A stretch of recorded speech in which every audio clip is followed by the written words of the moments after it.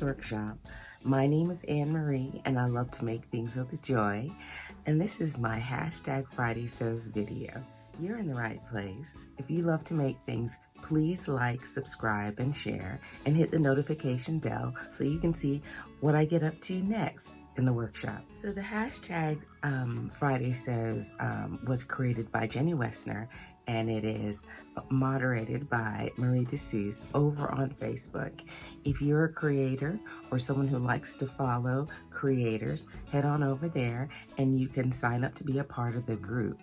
Now, the group, or Jenny, set a forum topic every week to help us get started talking.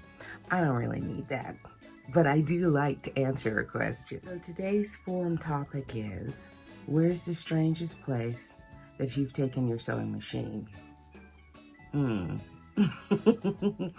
I've taken my sewing machine, or a smaller version of my sewing machine, so many different places. When I lived in America, I used to bring one to Jamaica, but then my mom had one, so then we ended up getting a pile of them over here. But the strangest place I really have ever taken it to, and the best place, was Rio Resorts in Montego Bay. When I moved here 4 years ago, I would go back to the United States about twice a year to visit my kids and my friends and my former life. And I was working on, I know what I was working on. My son was getting married and I wanted to get started on his wedding quilt. And I was making those little sawtooth edges. I'll show it over here or over here, on this cave facet quilt that I was working on. And it was the best stay. I had 2 days, 2 days before my flight was ready. And I needed to take the coach down there. Now, it was, mid-pandemic, and it was one of those times when my coaching shuttle taking me from the hills of Jamaica into the coast were not running anymore like they used to. So I checked into the hotel 2 days early, didn't want to miss my flight out of Montego Bay. And I brought my little travel singer with me, which I left in the United States in my daughter's, in her workshop. And it was fabulous. I sewed, I took giant jacuzzi baths. I bath bombed. Then I went to the beach and laid there for a little bit, came back and sewed some more. I took another jacuzzi bathtub and I could sew. And then I was gonna move it out onto the balcony, but I thought that wasn't a good look for the resort. But that was a dream. That was a dream. It was like a sewing retreat. Somebody else was cooking. The restaurant was cooking. There were lots of people to people watch through the window. A view of the ocean. It was pretty good. It was pretty good. As you know, this week or if you don't know, this week I'm working on my Christmas in July video. Now, I have looked around. There are a few people doing some Christmas crafts and things out there of stuff you can find at the dollar store or things that you can find in your stash. I've been enjoying myself watching them. But I have kind of split my day because I'm prepping for my reversibles challenge, as well as doing my Christmas in July. I had to put I had to add another time period to my day. So I do my sewing in the morning on my Christmas in July, and then a little in the afternoon, I do more planning, collaborate, getting my stuff ready for the challenge, because there's a few things I'd like to make and sew them in reversible. So far this week, I had some things to catch up. I had worked on that ombre pink layer cake dress, and I was hemming and hawing about the trim, and I decided to go with the trim. I got some advice from a few people who said, well, if you come this far, you might as well go all the way. So I added the trim to my ombre dress, and I will model it for you in the in my June Makes video. Now look, this dress is a lot. Someone told me, one of my great subscribers said, oh, you're into the Barbie already. when I made it, I didn't even think about Barbie. But it is quite a bit of dress.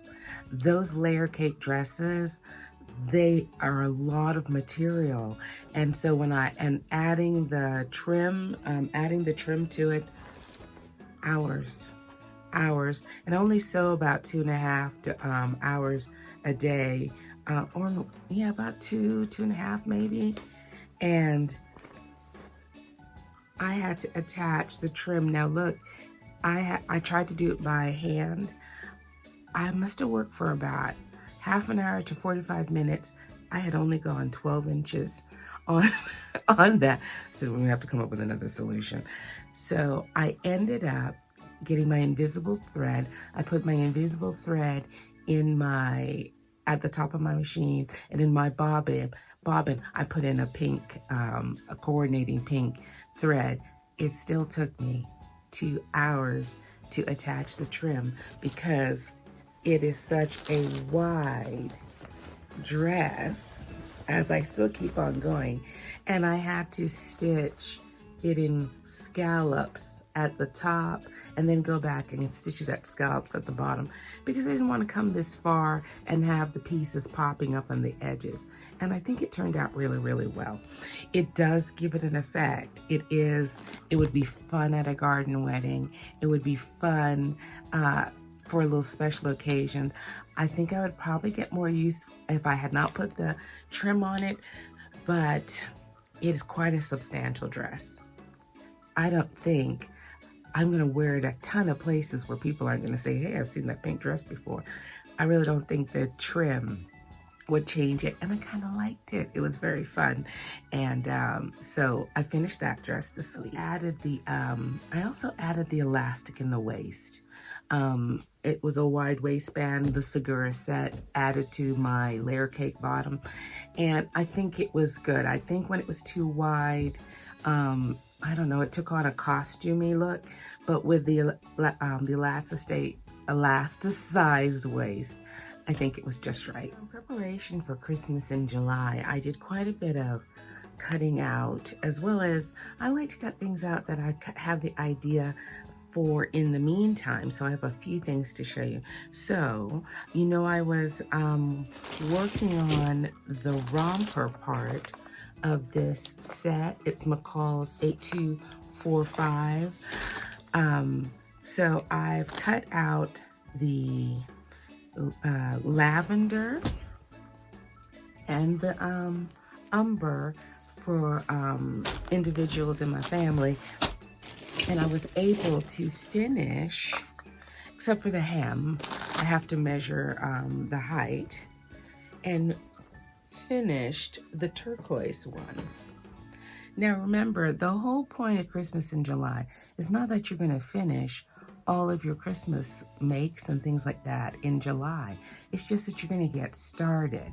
So usually by October, you could be finished, you know, and you still have plenty of time to sew things that attract you. It's just getting started so that you can enjoy your holidays and spend more time with people rather than running around. Case in point, I had a few dilemmas this week. I cut out the assembly line box pleat dress. That's this beautiful dress that can showcase the fabric, and it has this gorgeous pleat in the back. And I chose this Ankara fabric, light blue with the feather motif on it, and I got it in an Ankara that was lightweight, not the heavy one that I loved before. And I had to find a way to place this motif with the feathers going down so that when it folded in the box pleat in the back, it displayed the same motif as the front. So it took me a little while to figure that out. So that's something I cut out this week. Christmasing, there's also room for inspiration. I found this beautiful, dramatic Ankara fabric at Zan's in Montego Bay, and 2 patterns. One is for my reversible challenge, and it is McCall's 7129. And I've made this I've made two of these double-sided skirts before. I love how much room it gives for this pattern, this gigantic graphic print to shine. But I also like the Estress Vogue 9237 that I've made quite a few of, because it also allows the pattern to shine on the fabric. And it does not take a lot of fabric. So I'm wondering if I can get both of them out of my 6 yards of fabric. If not, I'm gonna take a trip to Zans and see if there's any of this fabric left. And that's one or two projects percolating in my mind. And so another thing that I had is a haul. Last week's Friday Sews video, oh no, it wasn't then that I showed it.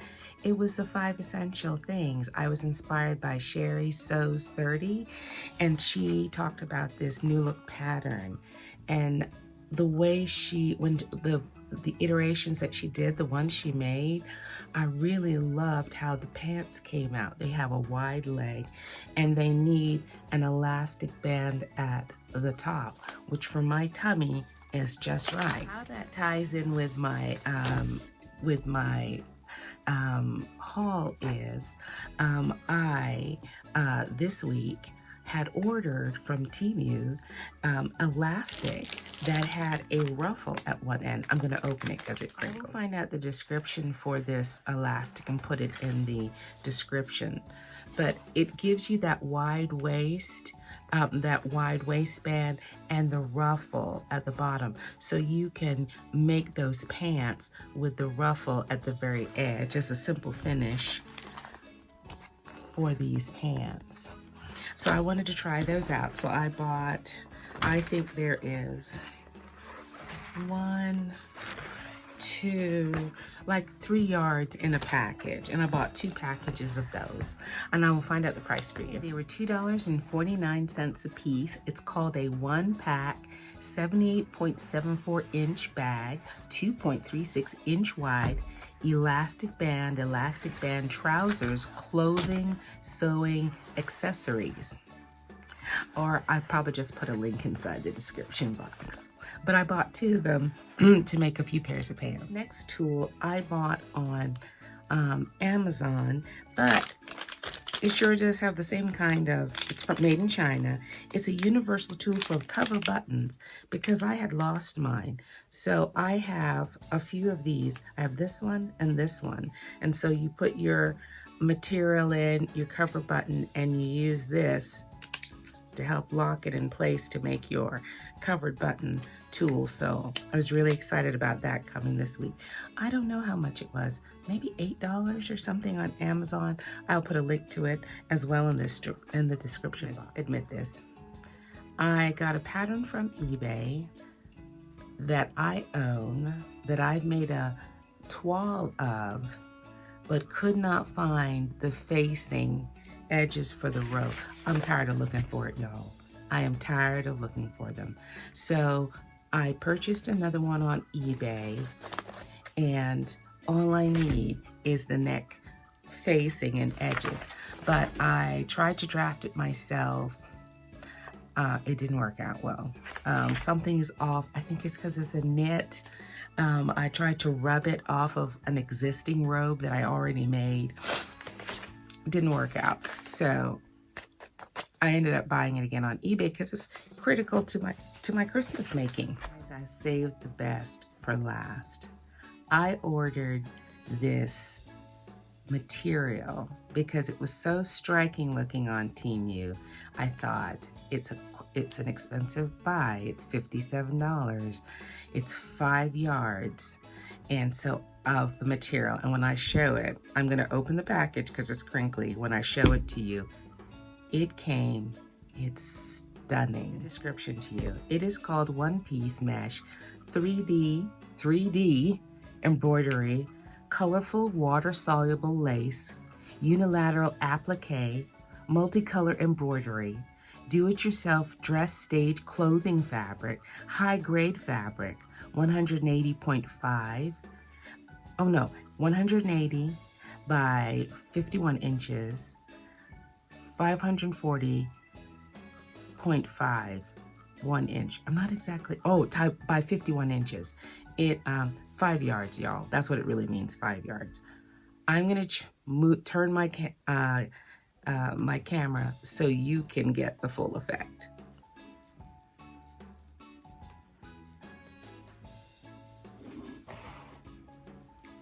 This is the 3D part they're talking about. So let me open it up for you. First of all, it says 51 inches, but I'm 63 inches tall, and it's as tall as me. Let me open up, if I can, to the edge. So you can see it's sheer.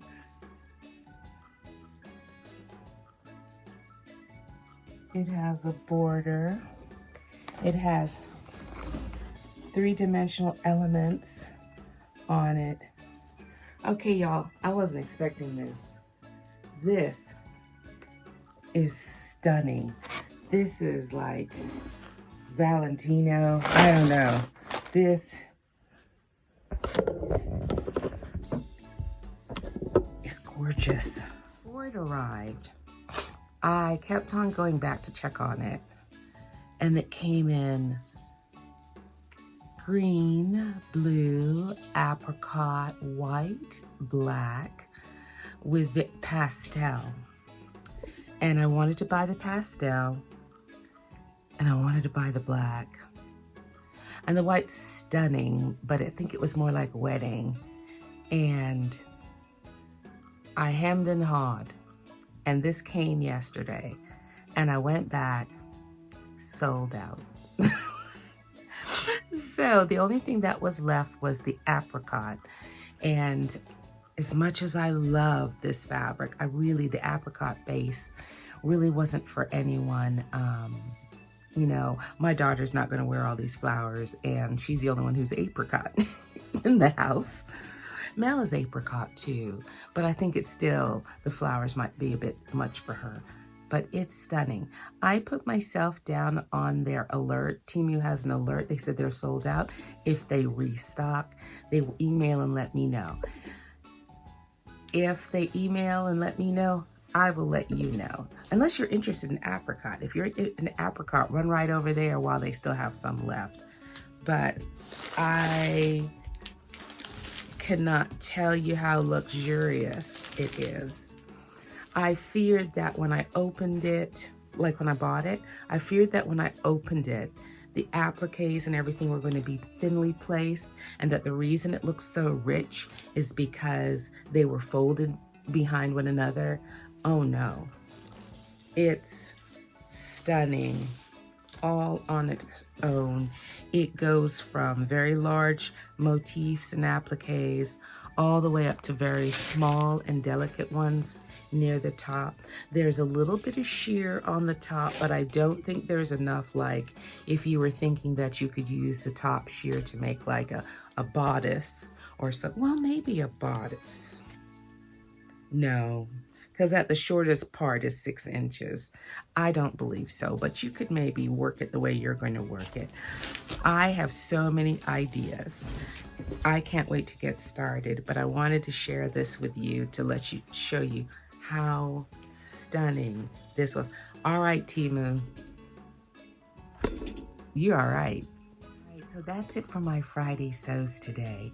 I'm heading out to run some errands. I need some cording for one of the gifts I'm making, and I also need to see if I can get another yard of this beautiful red Ankara. Somebody else may have taken the whole bolt. There wasn't that much left on the roll. But I hope you're having a wonderful week. I hope you had a great 4th of July. This is what I'm working on this week. There's nothing but joy, y'all. Nothing but joy. I hope you're having a good time. Remember, Christmas in July is not to drive you crazy. It's just to get you started. Even if you do one thing, like get your mother-in-law's gift, or handle your aunties, or pick up some cards, or take out those Christmas cards from last year, a couple years ago that you can use. Even if you do that, that's one less thing and one more cookie you can have when Christmas comes. You all take care. We will see you next Friday. Get ready. That reversible challenge is coming August 1st.